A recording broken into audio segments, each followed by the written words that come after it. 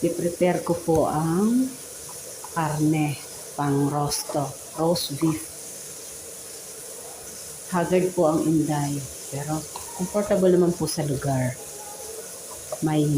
This is my second home. Dito pa rin tayo sa Dubai, kaya panay luto tayo ngayon after makapaglipat yung isang alaga ko ng bahay. So, yan na po, prepare natin.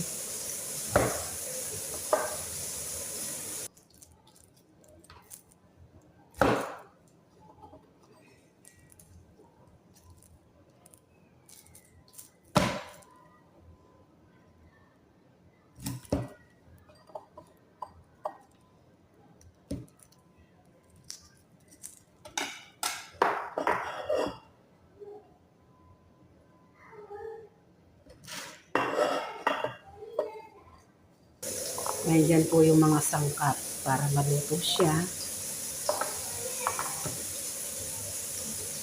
Sweet pepper and cinnamon and salt with garlic.